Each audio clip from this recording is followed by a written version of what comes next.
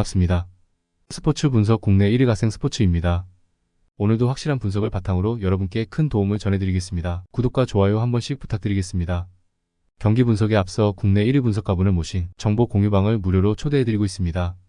영상 아래 고정 댓글 통해 메시지 주시면 참여 가능하시니 많은 참여 부탁드리겠습니다.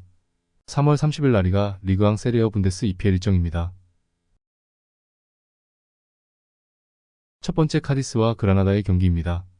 카디스는 승점 5점 차이로 17위를 추격 중입니다. 알메리아의 강등이 거의 확실시된 이번 시즌이고 19위 팀과의 승점 차가 크기에 커트라인 팀들을 추격해야 합니다.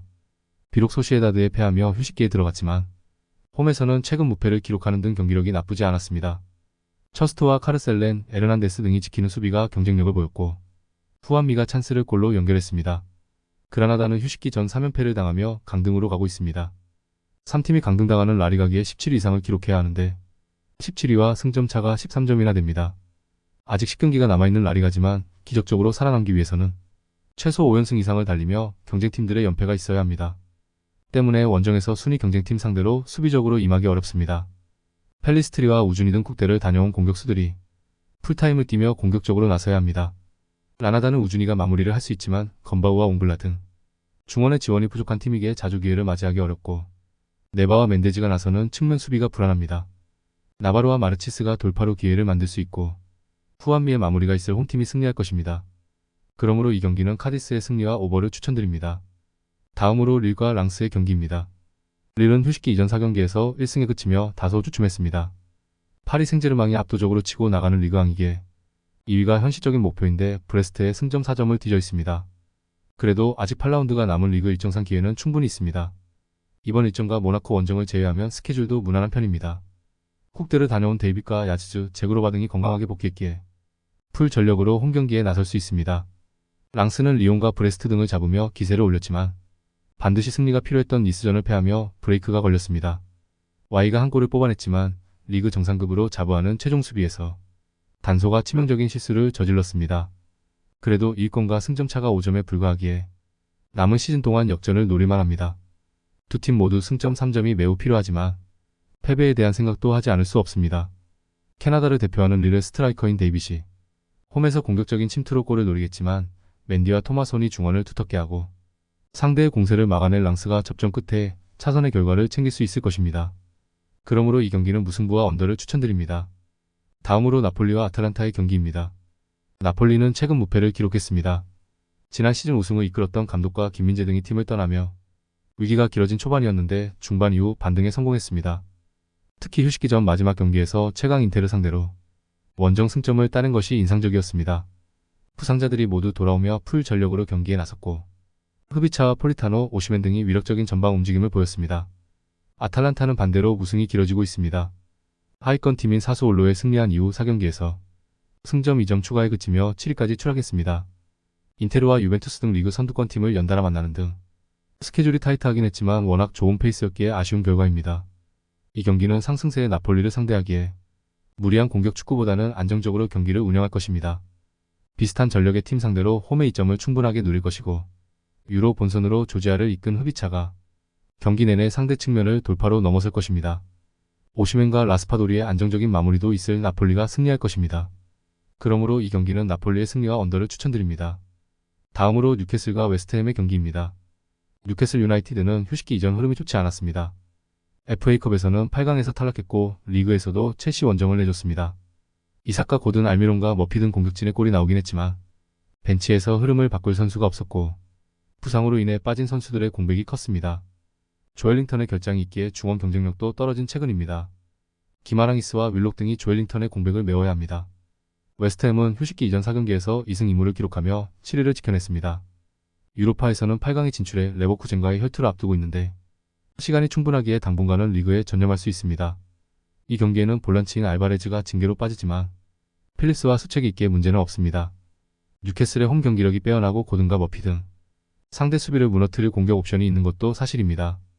그러나 수책이 수비 상황에서 최종 수비와 간격을 유지하며 상대의 침투를 저지할 수 있는 웨스트햄이 쉽게 공간을 주지 않을 것입니다. 수비에 치중할 원정팀이 승점을 챙길 수 있습니다. 그러므로 이 경기는 무승부와 언더를 추천드립니다. 다음으로 헤타페와 세비야의 경기입니다. 헤타페는 리그 2위를 달리던 지로나에 승리하고 휴식기에 들어갔습니다. 상대의 공세에 고전하긴 했지만 산티아고 페레즈의 골이 나왔고 남은 시간을 잘 버텨냈습니다. 원정에서는 연패를 당하는 등 고전했지만 홈에서 착실하게 승점을 챙기며 안정적인 잔류를 향해 가고 있습니다. 알바레스와 제네 알도레테 등 팩3가 워낙 좋은 수비력을 보여주는 이번 시즌입니다. 세비야는 소시에다드를 잡는 등 기세를 올렸지만 최근 두 경기에서는 승점 1점에 그쳤습니다.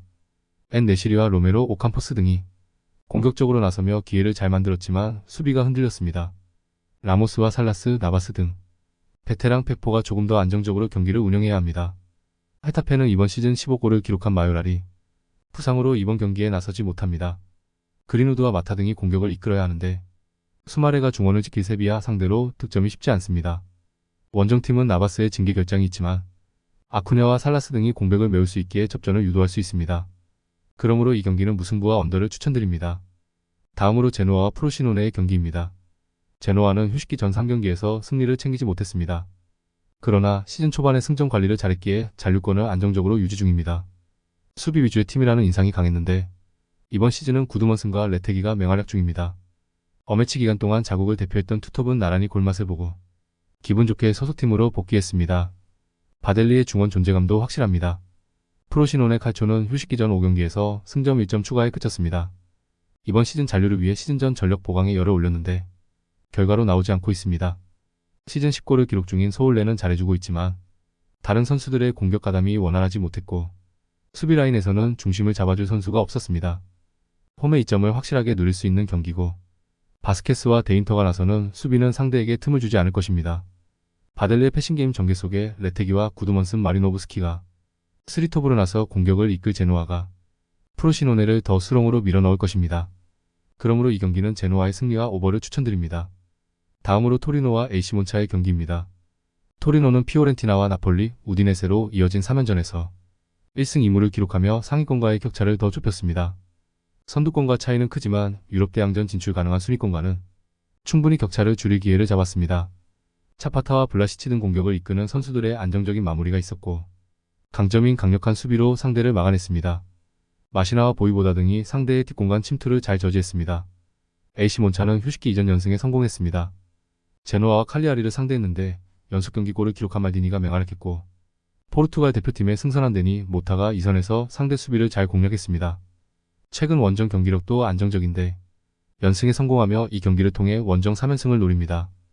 토리노는 리치와 리네티 등 수비 라인을 보호하며 중원에서 점유율 경합을 할 볼란치들이 있습니다. 그러나 페시나와 가글리아디니 등 베테랑 중앙 미드필더들이 나설 몬차 상대로 점유율 위를 가져오며 경기를 리드하지 못할 것입니다. 두 팀이 90분 내내 접전을 펼치며 승점을 나눠 가질 것입니다. 그러므로 이 경기는 무승부와 언더를 추천드립니다. 다음으로 라이프치히와 마인츠의 경기입니다. 라이프치히는 휴식기 이전 연승을 기록하며 4위인 도르트문트를 압박했습니다. 4위 이내로 들어가야 챔스로 갈 수 있는데 4위와 승점 1점 차이입니다. 때문에 하위권 팀을 잡으며 연승을 이어가야 합니다. 대부분의 주축 선수들이 대표팀을 다녀왔지만 유럽에서 경기를 소화했기에 이동으로 인한 피로도는 덜합니다. 오펜다와 시몬스, 폴센 등이 경기 내내 공격적으로 임하며 상대 수비를 몰아칠 것입니다. 마인츠는 켈른의 승점 1점 앞서며 현 시점에서는 승강 플레이오프로 갈 수 있습니다. 그러나 잔류를 위해 나선 이번 시즌 리그의 현재 순위로 만족할 수 없고 남은 8경기에서 15위 팀을 제쳐야 합니다. 강팀인 라이프치히 상대로는 무리한 운영보다는 수비에 치중하며 역습으로 승부를 볼 것입니다.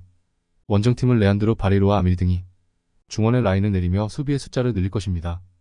그러나 슐라고와 하이다라, 캄플 등이 중원에서 주도권을 잡을 홈팀 상대로 고전이 예상됩니다. 세스코와 오펜다 등 해결이 가능한 공격수들을 앞세울 홈팀이 승리할 것입니다. 그러므로 이 경기는 라이프치히의 승리와 언더를 추천드립니다. 다음으로 레버쿠젠과 호펜하임의 경기입니다. 레버쿠젠은 26라운드까지 이어진 분데스리가에 무패를 기록하며 우승을 눈앞에 두고 있습니다. 2위 뮌헨과 승점 차를 10점까지 벌린 상태인데 유로파 8강 진출을 비롯해 이번 시즌 패배가 없습니다. 그로 인해 비르츠와 시크, 자카와 프림퐁, 그리말도와 인카피에 등 거의 모든 선수들이 3월 어매치 기간에 대표팀을 다녀왔습니다.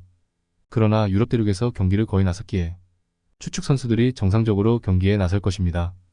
호펜하임은 휴식기 이전 프랑크푸르트와 슈투트 등에 패하며 연패를 당했습니다. 그리고 복귀 이후 첫 경기부터 리그 선두를 상대하게 됐습니다.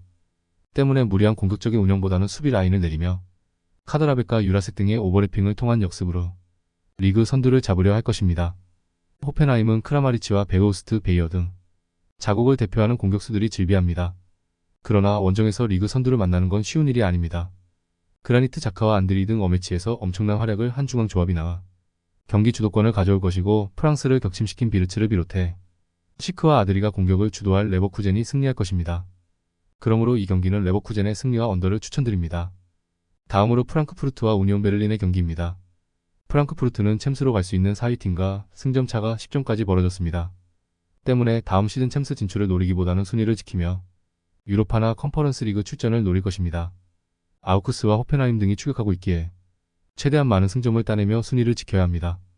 잘하는 홈경기에서 샤이비와 크나우프, 마르무시를 스리톱으로 내세워 골을 노릴 것입니다. 유니온 베를린은 휴식기 전 마지막 경기에서 브레멘을 잡고 연패에서 벗어났습니다. 최근 수시즌 동안 리그에서 꾸준히 5위권을 지키며 강팀으로서의 면모를 보여줬었는데, 이번 시즌은 중하위권으로 추락했기에 의미가 있는 연패 탈출이었습니다. 그러나 아직 강등으로 가는 팀과의 승점차가 9점에 불과하기에 잔류를 장담할 상황은 아닙니다. 난적 상대로 나서는 원정에서 캐디라와 투사 등이 중원의 라인을 내리며 수비적인 운영을 할 것입니다. 우니온이 연패를 털어내긴 했지만 이번 시즌 원정 경기력은 기복이 컸습니다. 또 레이트와 도에키 등 최종 수비가 커뮤니케이션 미스로 인해 치명적인 실수를 하는 상황도 있었습니다. 홈의 이점을 누릴 수 있고, 샤이비와 개체가 경기 내내 상대 측면을 넘어서며 기회를 만들 홈팀이 승리할 것입니다. 그러므로 이 경기는 프랑크푸르트의 승리와 언더를 추천드립니다. 다음으로 메넨글라트바흐와 프라이부르크의 경기입니다. 메넨글라트바흐는 휴식기 이전 4경기에서 패하지 않았습니다. 승리는 한 경기에 불과했지만 원정에서 승점을 따낸 데다 그 기간 경기당 2골 이상을 뽑아냈습니다. 플레가 부상으로 빠진 상황이었지만 로빈 헷가오노라, 은고모무 등이 공백을 메웠고 시에바추의 최전방 존재감이 확실했습니다. 네하우스와 바이글 등 경쟁력 있는 중원 조합도 어느 정도 살아난 모습이었습니다. 프라이부르크는 휴식기 전 마지막 경기에서 레버쿠젠에 패했습니다. 그러나 리그 최강팀 상대로 도안 리스와 케이텔의 골이 나오는 등 경기 내내 밀리지 않았습니다. 휴식기 동안에는 그레고리치를 비롯해 무슬리아와 살라이 등 추측 선수들이 대표팀을 다녀왔지만 실시간이 충분했기에 이 경기에 나서기 부담은 아닙니다. 글라드바흐는 공격 전개에 강점이 있는 네하우스와 코네 등이 중원에 나서 핵과 시에바추 등에게 기회를 제공하려 할 것입니다. 그러나 징계에서 돌아온 에게슈타인을 비롯해 롤과 회플러 등이 수비 라인을 경기 내내 보호할 원정팀의 수비를 넘어서는데 고전할 것입니다. 두 팀이 승부를 가리지 못할 것입니다. 그러므로 이 경기는 무승부와 언더를 추천드립니다. 다음으로 브레멘과 볼프스부르크의 경기입니다. 베르더 브레멘은 연승을 이어가며 8위권까지 올라갔었지만 최근 3연패를 당하며 부진했습니다. 투쿠시를 비롯해 저스틴과 바이저 등 공격수들의 골이 나오긴 했지만 그들이 자랑하던 수비 라인이 불안했습니다. 벨코비치와 안토니 등이 세트피스에서 상대 공격수를 놓치는 상황이 나왔고 스타계의 중원 존재감이 떨어졌습니다. 이 경기는 홈이게 케이타와 리넨 등이 수비 라인과 간격을 유지하는 수비적 운영을 할 것입니다. 볼프스부르크는 아우크스에 패하며 3연패를 당했습니다. 선제골을 터뜨렸던 윙어인 비머가 퇴장을 당했고 그 이후 3골을 실점했습니다. 그로 인해 강등권에 6점 앞선 불안한 중하위권 순위에 그쳤습니다. 이번 라운드 승점이 반드시 필요한 이유입니다. 비머의 공백을 메울 마헤르를 비롯해 파레데스와 요나스 빈 등 공격수들이 압박을 통해 수비에 치중한 운영을 할 것입니다. 브레멘은 필크루그가 팀을 떠난 이후에도 투쿠시와 울메테드 등이 골을 뽑아냈습니다. 그러나 후반 교체로 들어와 분위기를 바꿀 확실한 크랙이 없습니다. 요나스 비나 마이르 외에도 체르니와 아민사르, 베렌스 등이 적극적으로 골을 노릴 볼프스가 중요한 승점 3점을 챙길 것입니다. 그러므로 이 경기는 볼프스부르크의 승리와 언더를 추천드립니다.